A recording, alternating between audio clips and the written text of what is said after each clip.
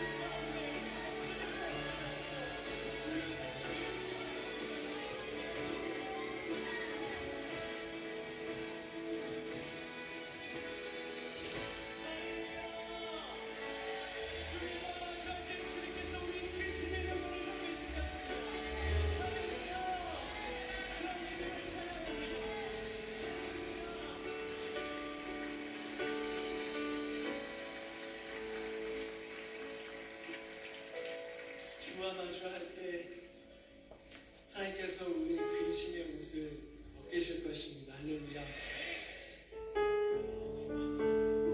얼마 살지는 않았는데 참 하나님에 대한 고민이라고 할까요? 하나님 참 어려운 분이신 것 같아요.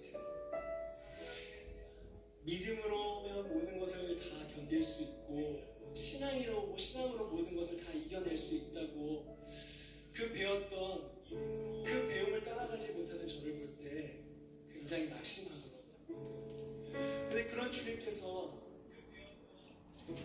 저 천국에서 주님을 마주하면 주님께서 뭐라고 하실까? 너무나 많이 잘 듣고 여러분들 그 대답을 원하시겠지만 네, 맞습니다. 주님께서 참 수고했다라고 말씀하실 것 같아요. 여러분 믿으세요? 그러면서 우리가 입고 있는 이 근심의 옷, 이 고뇌의 옷 주님께서 벗겨주시지 않을까요? 이 세상을 살아갈 때 사단은 우리를 계속 두려움으로 자극합니다. 실은 저에게 날마다 그러거든요. 어렸을 때부터 신앙생활하고 믿음의 가정에서 태어나서 하나님 어떤 분이라고 많은 것을 알았지만 저는 하나님을 오해했습니다. 하나님께 조금이라도 잘못하면 하나님께서 바로 저를 생명책에서 지워버리실 줄 알았어요. 그런데 그 마음이 하나님이 주시는 마음이 아니라 사단이 주는 마음이다. 세상에서 사단은 우리를 계속 자극합니다. 차라리 하나님 안 계신다고 말하면 좋겠는데 이렇게 자극하는 것 같아요. 네가 어떻게 하나님을 너 안 돼. 다른 사람 봐. 너보다 믿음이 좋으니까 저렇게 잘 살잖아. 여전히 형편없는 제 삶을 보면서 사단이 정죄할 때 하나님께서 이렇게 말씀하시는 것 같아요. 그 두려움의 자극에서 머물지 말고 사랑이 나에게로 나와. 여러분 믿으세요? 그래서 오늘도 우리는 주님을 예배할 수 있습니다. 두렵지만 떨리지만 하나님 두려움 떨리는 마음으로 우리가 하나님 앞에 나아갈 수 있지만 결국은 하나님께서 우리를 사랑으로 나가라고 하십니다. 그 마음을 들으시는 주님, 우리의 간곡함을 들으시는 주님, 여러분 믿으십니까? 그런 주님을 마음을 다해서 한 번 더 같이 노래하겠습니다.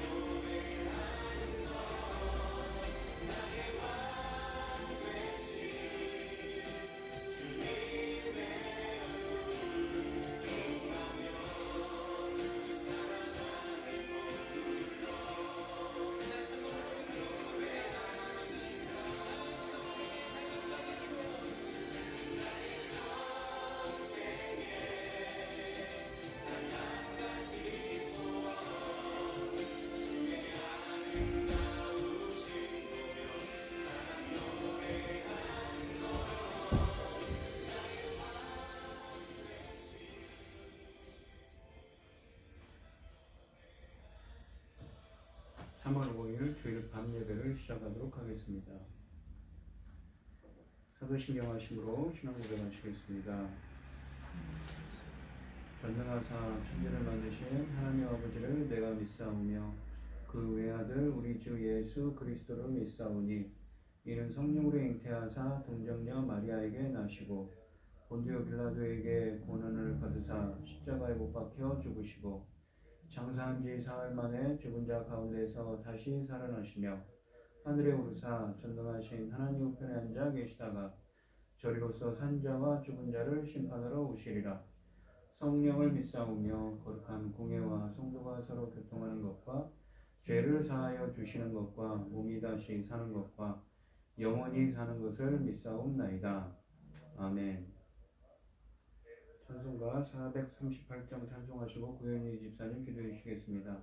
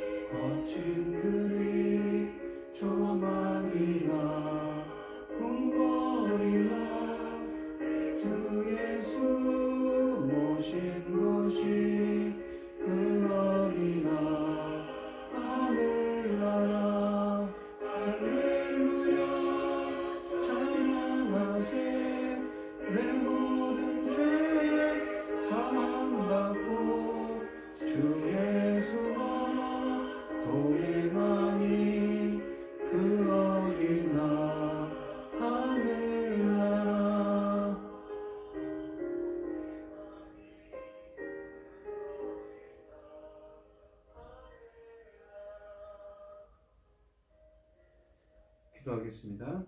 여호와께서 다스리시니 스스로 권위를 입으셨도다.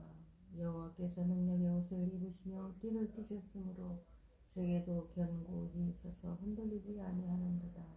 주의 보좌는 예로부터 견고히 섰으며 주는 영원부터 계시나이다. 여호와여 큰 물이 소리를 높였고 큰 무리를 소리를 높였으니 큰 물이 그 물결을 높이나이다. 높이 계신 여호와의 능력은 많은 물소리와 큰 파도보다 크나이다. 여호와여 주의 증거들이 매우 확실하고 거룩하니 주의 집에 합당하니 여호와는 영원무궁하시도다. 주님의 귀한 말씀은 내 발의 빛이요 목마른 사막길의 샘물과 같도다. 굶주린 나의 영혼을 만나로 먹이고 내 갈 길 밝게 비추니 그 말씀 귀하다. 하늘의 깊은 지혜를 깨닫게 하시고 주 말씀 밝게 알도록 늘 도와주소서. 아멘. 천지 만물을 지으신 전능하신 하나님 아버지, 어리석고 보잘것없는 저희를 자녀 삼으시고 아버지 사랑 가운데 살게 하심을 참으로 감사드립니다. 요란한 세상 가운데에서도 이 시간 하나님 앞에 예배드릴 수 있도록 인도하시니 감사합니다. 사랑의 아버지 하나님, 왜 이리 세상이 어지럽습니까? 아버지 하나님, 지진으로 전쟁으로 아버지 하나님, 정말 이 지구촌 온 세상이 정말 말할 수 없이 힘듭니다. 전능하신 하나님 아버지, 이런 세상 가운데에서도 우리는 주님만을 바라보고 하나님만을 믿고 열심히 견디고 잘 여기까지 왔사오니 아버지 하나님, 하나님 그 기쁘신 뜻 이루실 일들을 저희를 인도하여 주시옵소서. 사랑하는 내 아버지 거룩하신 하나님, 저희 나라도 하나님 앞에 제사장 나라까지 삼으신 저희 나라가 아버지 앞에 합당하지 못할까 심히 두렵사오니 아버지 하나님 앞에 합당한 길로 나아갈 수 있도록 길을 열어 주시옵소서. 기도할 뿐입니다. 저희는 연약하고 어리석지 않습니까? 힘이 없지 않습니까? 아버지 하나님께서 아버지 기뻐하신 뜻대로 나아갈 수 있도록 아버지 인도하시고 역사하여 주시옵소서. 아멘. 이 어지러운 세상 가운데에서도 당신의 사랑하는 종 열매가 될 말씀을 들고 강단에 서게 하시니 참으로 감사합니다. 이 말씀으로 말미암아 아버지께서 받으실 열매, 아버지께서 아름다운 열매를 맺을 수 있는 열매들로 나올 수 있도록 이 말씀으로 인하여 나올 수 있도록 도와주시옵고 인도하여 주시옵소서. 이 모든 말씀 억만 죄악 가운데서 우리를 구원하여 주신 예수 그리스도 이름으로 기도드리옵나이다. 아멘. 오늘 함께 하실 하나님의 말씀은 고린도전서 15장 1절로 11절입니다. 교독을 하도록 하겠습니다. 제가 먼저 읽겠습니다. 형제들아, 내가 너희에게 전한 복음을 너희에게 알게 하노니 이는 너희가 받은 것이요 또 그 가운데 선 것이라. 너희가 만일 내가 전한 말을 굳게 지키고 헛되이 믿지 아니하였으면 그로 말미암아 구원을 얻으리라. 내가 받은 것을 먼저 너희에게 전하였노니 이는 성경대로 그리스도께서 우리 죄를 위하여 죽으시고 장사 드린 바 되었다가 성경대로 사흘 만에 다시 살아나사 게바에게 보이시고 후에 12제자에게와 그 후에 500여 형제에게 일시에 보이셨나니 그 중에 지금까지 대다수는 살아있고 어떤 사람은 잠들었으며 그 후에 야고보에게 보이셨으며 그 후에 모든 사도에게와 맨 나중에 만삭되지 못하여 난 자 같은 나에게도 보이셨느니라. 나는 사도 중에 가장 작은 자라. 나는 하나님의 교회를 박해하였으므로 사도라 칭함받기를 감당하지 못할 자니라. 그러나 내가 받은 것은 하나님의 은혜로 된 것이니 내게 주신 그의 은혜가 헛되지 아니하여 내가 모든 사도보다도 더 많이 수고하였으나 내가 한 것이 아니오 오직 나와 함께 하신 하나님의 은혜로라. 그러므로 나나 그들이나 이같이 전파하매 너희도 이같이 믿었느니라. 아멘. 찬송가 96장입니다.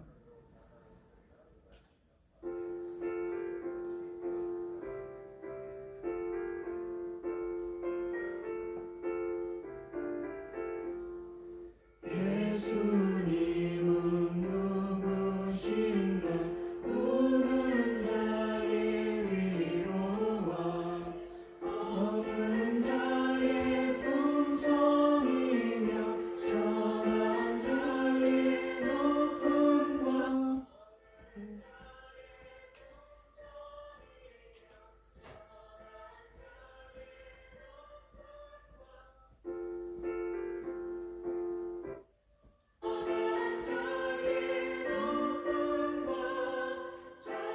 인자의 노인 되고 우리 기쁨 되시네.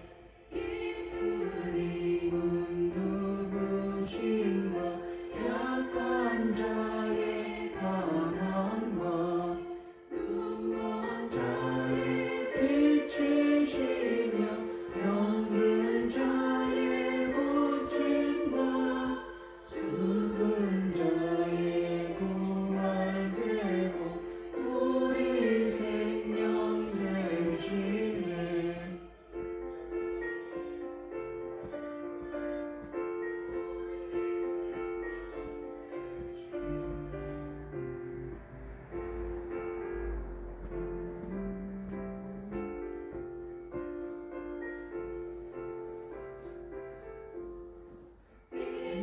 예수님은 누구신가 주한 자의 정함과 죽을 자의 생명이며 죄인들의 충모와 영원 자의 구원되고 우리 평화 되시네.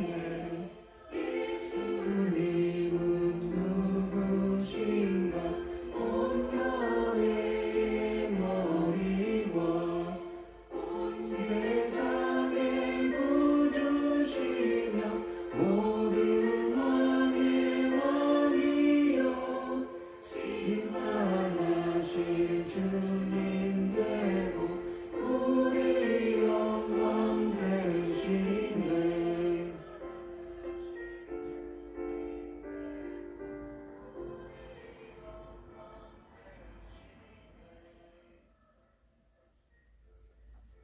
오늘 본문 말씀의 제목은 그리스도의 부활입니다.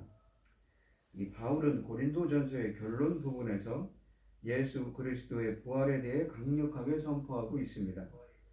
바울은 죽은 자의 부활을 의심하거나 부인하는 자들에게 그가 전한 복음을 상기시키고 부활의 증인들을 거론하며 그리스도께서 부활하신 것이 확신함을 증언하고 있습니다. 1절로 2절 말씀을 보시면 형제들아 내가 너희에게 전한 복음을 너희에게 알게 하노니 이는 너희가 받은 것이요 또 그 가운데 선 것이라. 너희가 만일 내가 전한 그 말을 굳게 지키고 헛되이 믿지 아니하였으면 그로 말미암아 구원을 받으리라 라고 하십니다. 바울은 그가 전한 복음을 다시 기억나게 합니다. 12절에 보시면 바울이 전한 복음을 굳게 붙들지 못하고 죽은 자의 부활을 의심하여 요동하는 이들이 있기 때문이지요. 그는 고린도 교인들에게 복음의 메시지를 전하였고 그들은 그것을 받아 그 위에 서 있었습니다. 이 메시지야말로 그들을 구원한 메시지였습니다. 바울은 그들에게 그 복음을 다시금 상기시키기를 원합니다. 그것은 보나마나 일부 사람들이, 아마도 거짓 교사들이지요. 그 일부 사람들이 복음을 왜곡하고 있었기 때문일 것입니다. 사실 12절에서 보시면 고린도 교인들 중 일부는 죽은 자의 부활이 없다고 믿고 있었습니다. 고린도 교회는 화합과 관련된 문제들로 골치를 앓고 있었을 뿐만 아니라 이 앞장까지 바울은 그런 문제들을 깨끗하게 해결하려고 노력했지요. 그러한 문제들로 골치를 앓고 있었을 뿐만 아니라 신학의 근본적인 문제들을 안고서 씨름하고 있었습니다. 이런 이유들로 그 교회는 사분오열되었습니다.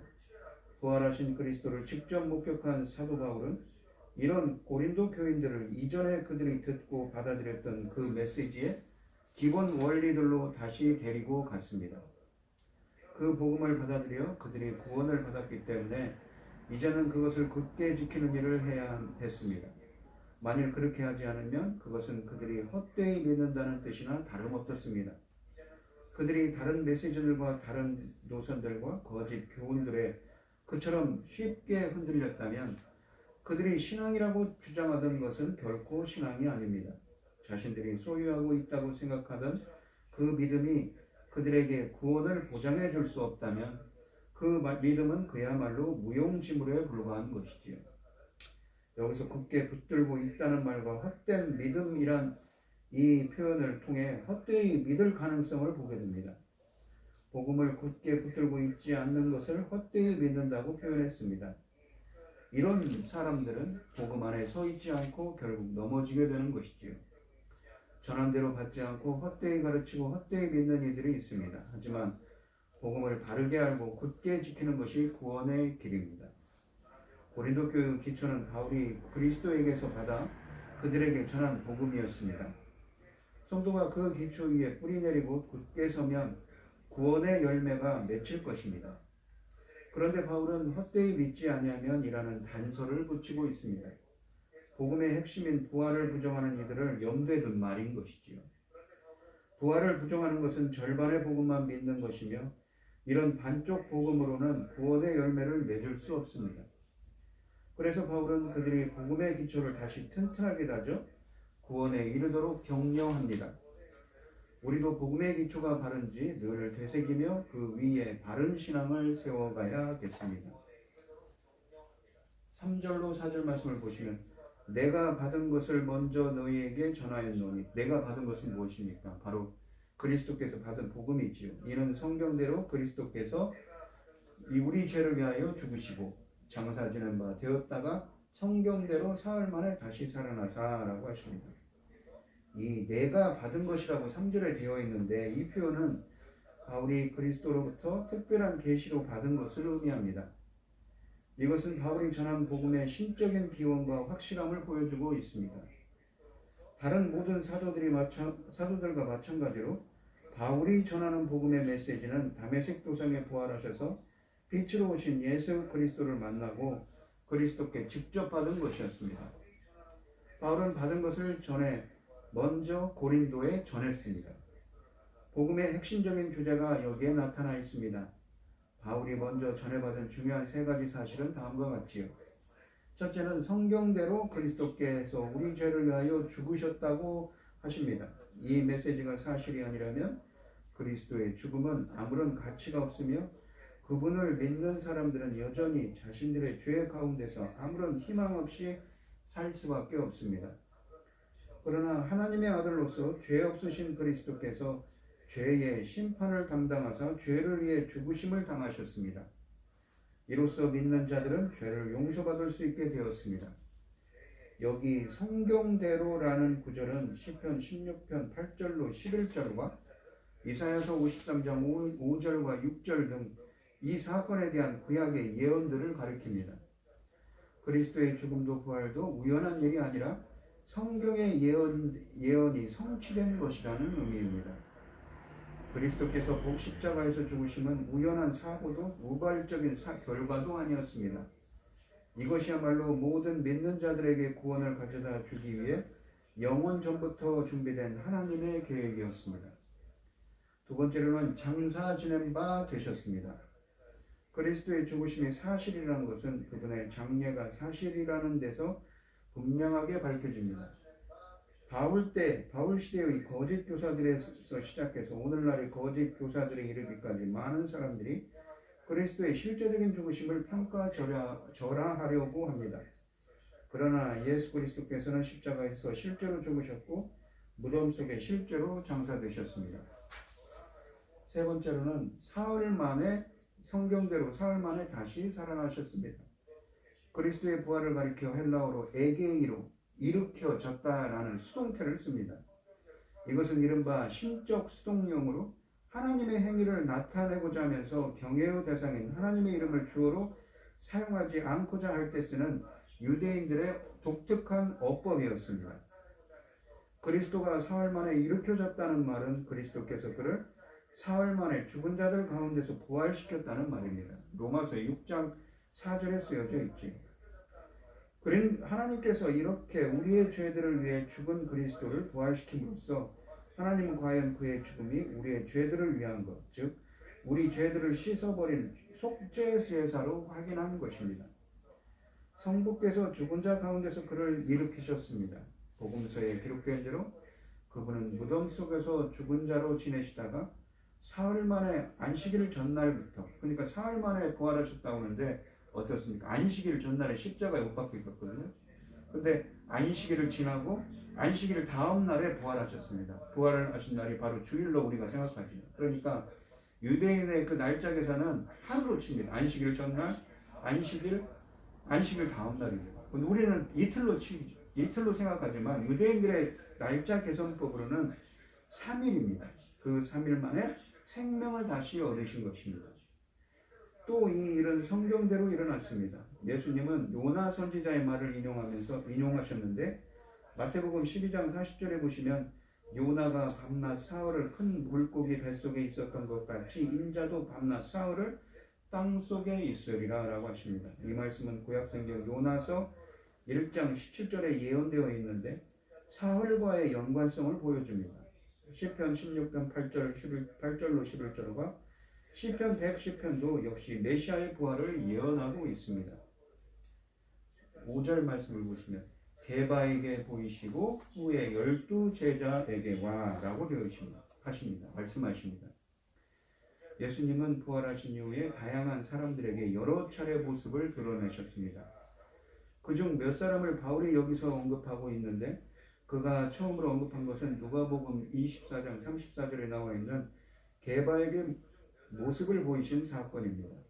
아다시피 이 베드로는 주님을 부인하였고 그 직후에 이것으로 심히 통곡한 바 있습니다. 예수님은 그런 베드로를 용서하셨고 여전히 자신의 제자 중 한 사람으로 생각하셨습니다.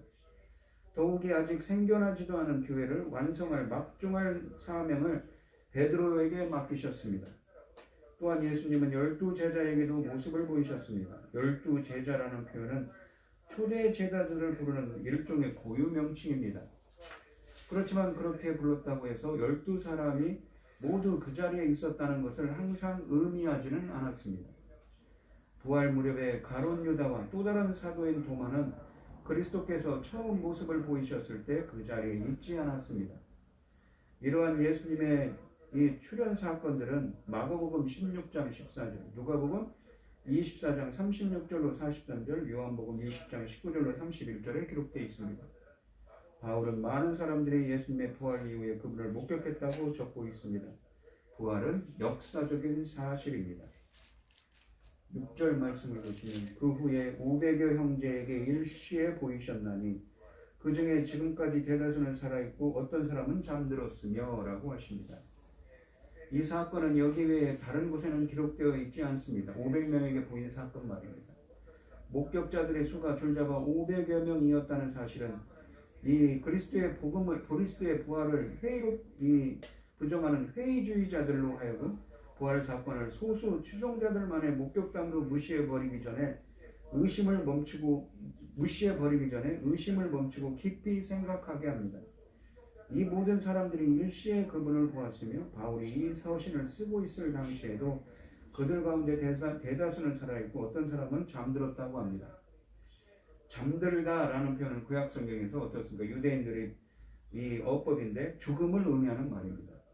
바울은 자신의 증언을 뒷받침하기 위해 그들의 증언에 호소하고 있었습니다. 이 7절 말씀을 보시면 그 후에 야고보에게 보이셨으며 그 후에 모든 사도에게, 이 야고보는 누구입니까? 바로 사도 야고보, 예수님의 형제인 사도 야고보이지요. 여기 나오는 야고보는 예수님의 형제로 처음에는 예수님이 메시아이심을 믿지 않았습니다. 그런데 부활하신 그리스도를 본 이후 신자가 되었습니다. 사도행전 1장 14절을 보시면 예수님의 다른 형제들도 역시 그러했습니다. 그리고 야고보는 마침내 예루살렘 교회의 지도자로 표제됐습니다. 또한 신약성경 가운데 야고보서를 기록했습니다. 그 다음에 나오는 모든 사도에 대한 언급은 15장 5절에 기록된 사건과는 별개의 사건을 묘사하는 것임이 틀림없습니다. 물론 이 가운데는 방금 언급한 야고보 외에도 12사도 중에서 야고보라고 이름을 가진 사도도 포함되어 있습니다. 이 8절 말씀을 보시면 맨 나중에 만삭되지 못하여 난 자 같은 내게도 보이셨느니라.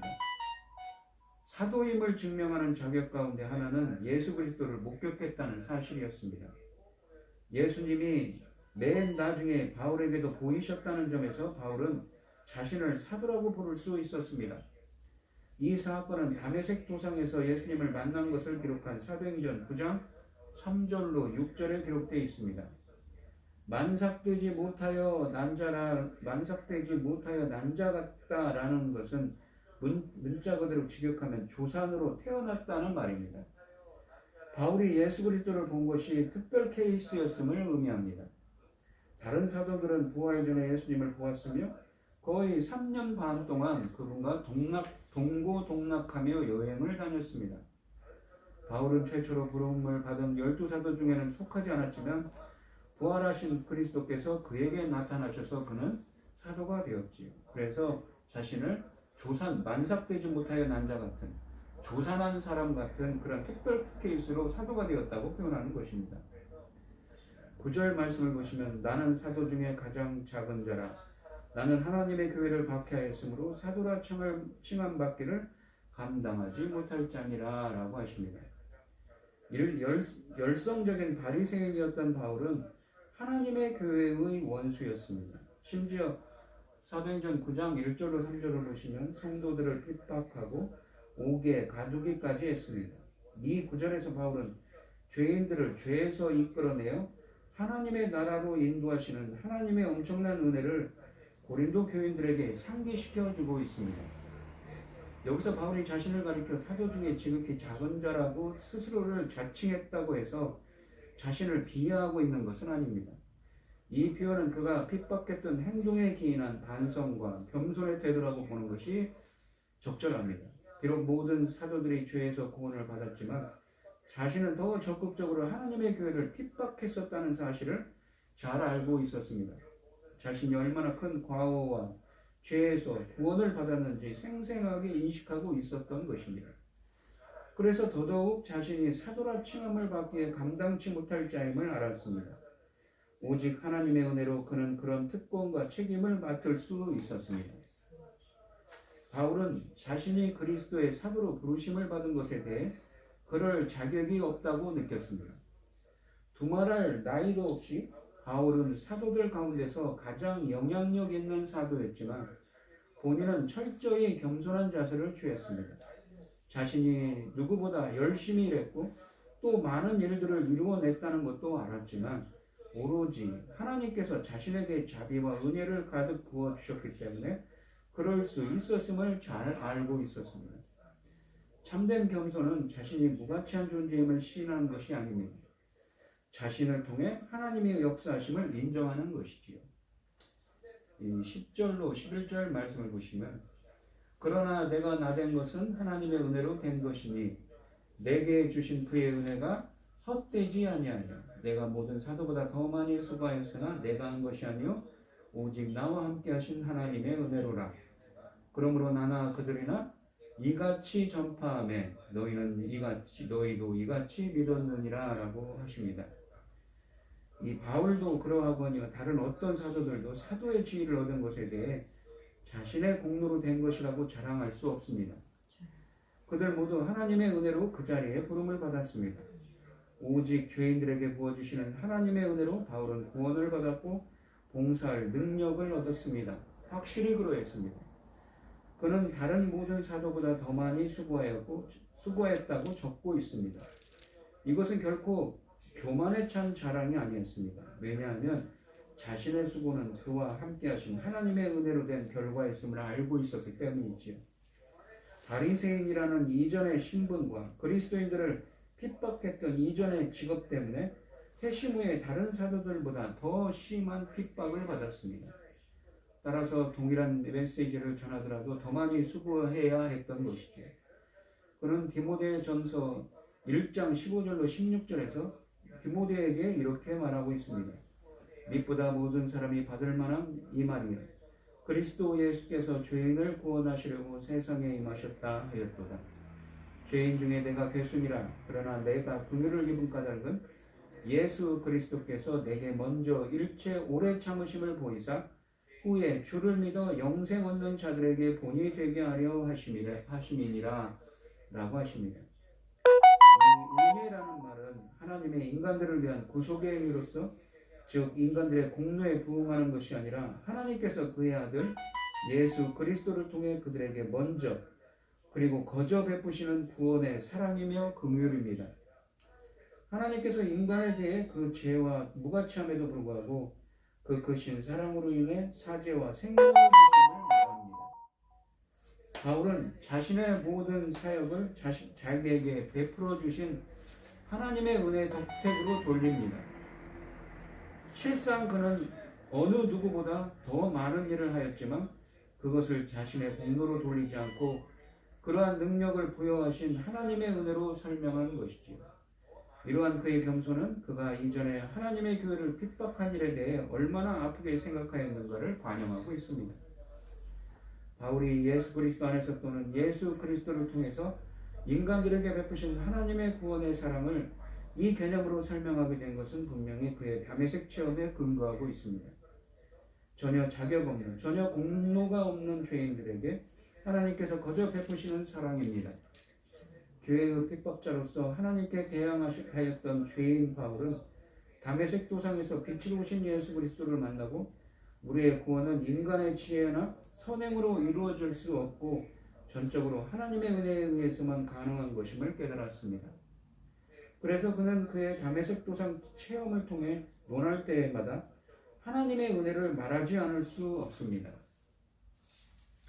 복음의 메시지를 가져다 준 사람이 바울이든 다른 사도들이든 간에 그들은 모두 15장 3절로 4절에 언급된 대로 동일한 메시지를 전해 주었습니다. 그래서 바울은 11절에서 이같이 전파하였다고 설명하면서 다른 사도들 역시 그 메시지에서 결코 벗어나지 않았음을 밝히고 있습니다. 복음은 하나라는 것이죠. 그런 의미에서 바울은 그들에게 너희도 이같이 믿었느니라 라고 상기시키고 있습니다. 그러므로 그들은 자신들에게 구원을 전하여 준 그 메시지에서 절대로 벗어나서는 안 됐습니다. 11절에서 바울이 강조하고자 했는 바는 모든 성도들과 모든 교회들이 고백하는 신앙 고백에 그리스도의 부활이 핵심으로 포함되어 있다는 것입니다. 그러니까 사도들도 바울도 다른 사도도 마찬가지라는 것이죠. 따라서 그리스도의 교회의 이론이라 자칭하는 한 누구도 부활이 없다고 할 수 없음을 말하고자 하는 것입니다. 이 오늘 본문 말씀을 보시면 바울은 하나님의 은혜를 헛되게 하지 않으려 더 많이 수고합니다. 교회를 박해하던 자신을 사도로 불러주신 것은 그가 감당 못할 은혜입니다. 그래서 다른 어떤 사도보다 수고했고 그 결과 그가 가는 곳마다 교회가 세워졌습니다. 지금 편지하는 고린도 교회도 그중 하나입니다. 바울은 이 모든 일이 하나님이 그와 함께 하신 은혜의 결과라고 결과적으로 고백합니다.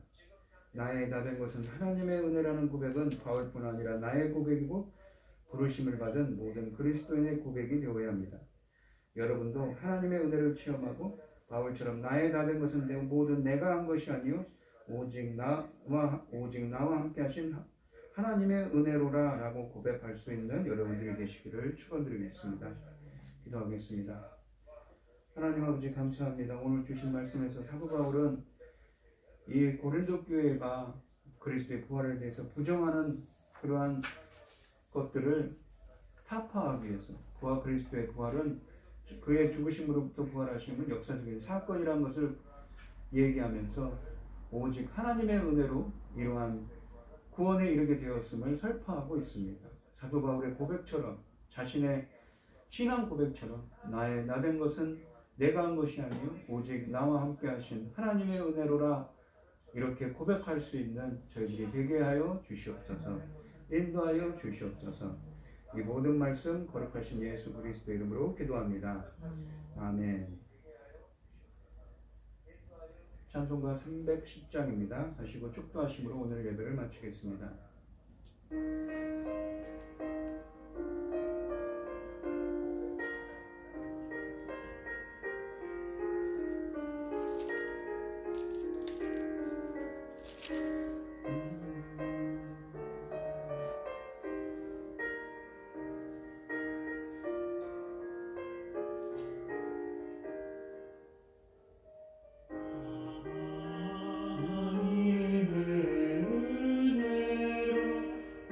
있을 때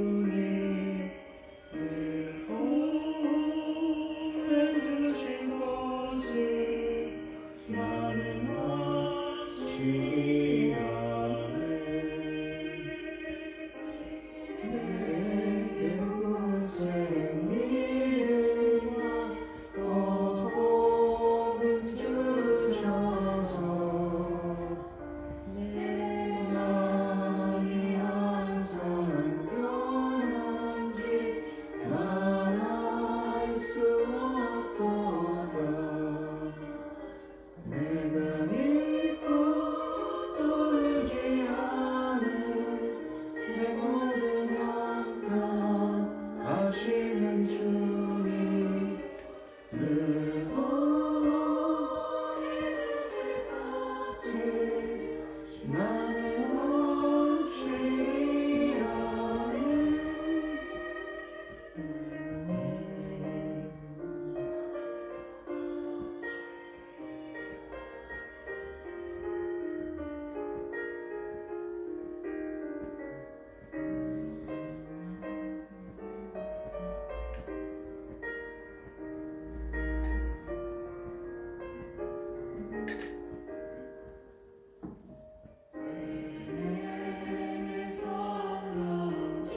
주셔서 내 마음 감동해 주 예수 믿게 하는지 알 수 없도다. 내가 믿고 또 의지하는 내 모든 형편 아시는 주님 늘 보호해 주실 것을 나는 확실히하네. 주 언제가 임하실지 꽃밤의 온낮에 또 주님 만날 그곳도 난 알 수 없도다. 내가 믿고 또 의지하는 내 모든 형편 아시는 주님 보호해 주실 것을 나는 확실히하네.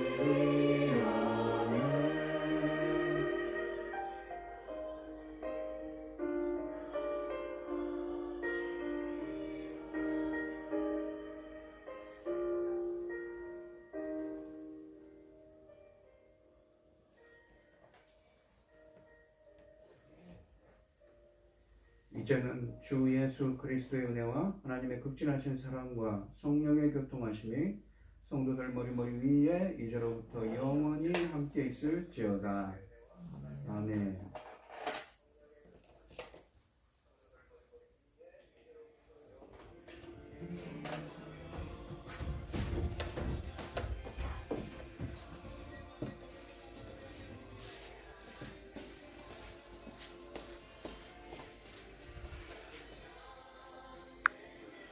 핸드폰을 소리를 끄든 거 했어야 하는데 안 껐네.